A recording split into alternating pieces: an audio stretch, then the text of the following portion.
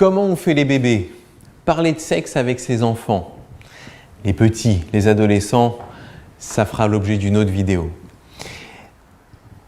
Les enfants entrent dans le questionnement sexuel alors que ça fait bien longtemps qu'ils aiment l'affaire sexuelle. L'affaire sexuelle pour un enfant, c'est pas le coït. L'affaire sexuelle pour un enfant, c'est le plaisir libidinal. C'est sucer son pouce, c'est se frotter, c'est regarder. Et tout ça, c'est très bien, c'est très positif. Et il n'y a rien d'inquiétant à tout ça. Tous les enfants petits peuvent se frotter un petit peu. Quand ils le font de façon trop publique, on leur dit non, non, écoute, va faire ça dans ta chambre. Et puis ça en reste là. Donc l'excitation sexuelle chez un enfant est tout à fait normale et absolument pas neuve. Mais à un moment, il va poser des questions. Et donc là, il va mettre les parents mal à l'aise.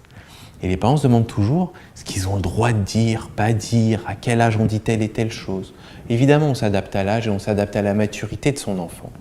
Mais sans vous donner un guide du bon parent qui n'existe pas, je vous donne 2-3 petits conseils. Première chose, vous avez le droit d'être gêné et de lui dire. Vous avez le droit de dire que vous êtes mal à l'aise pour lui répondre et que vous l'orientez sur l'autre parent. Il va comprendre quoi? Il va comprendre que c'est un sujet intime, un peu tabou, c'est un sujet particulier de la société.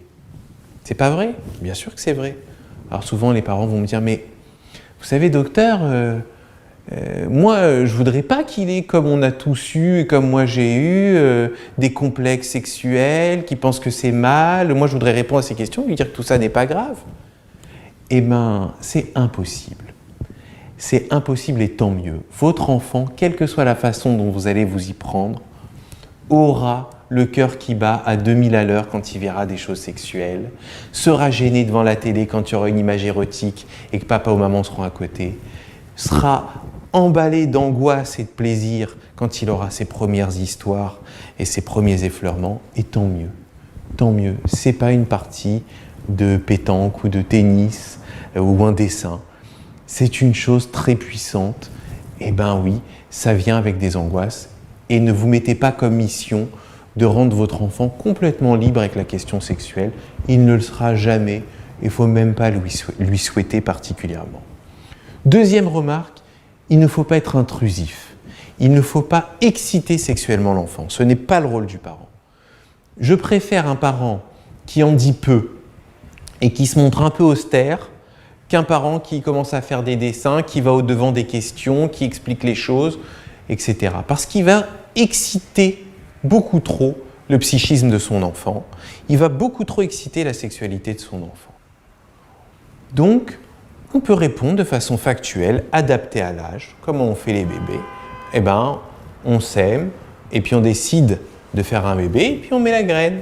Et puis il y a des enfants qui vont plus loin. Ah oui, mais comment tu mets la graine? Mais elle est où la graine? Non, mais techniquement, comment ça se passe? Et là, on doit pouvoir s'autoriser à dire à l'enfant, écoute, je ne peux pas te répondre, ou je te répondrai quand tu seras plus grand. Parce que l'enfant doit aussi imaginer, inventer, sentir le tabou et se développer psychiquement. Quand on a réponse à tout de suite, d'abord, c'est des réponses qu'on peut ne pas supporter, qui peuvent être trop angoissantes. Et deuxièmement, eh ben, ça freine mon imaginaire et ma créativité. À quoi ça sert que je m'invente 1000 théories si on me dit tout de suite les choses? À quoi ça sert que je fantasme? Donc on appauvrit sa vie.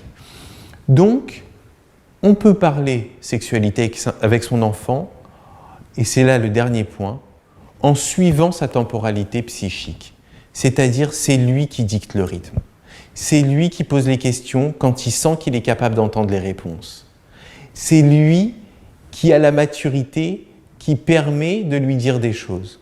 On n'éduque pas sexuellement notre enfant, on le laisse grandir et, bien sûr, on fait une éducation sexuelle saine, c'est-à-dire on lui pose les limites de l'intimité, on le met en garde contre des choses néfastes pour lui, mais on n'éveille pas son enfant à la sexualité, on le laisse venir petit à petit et s'éveiller tranquillement.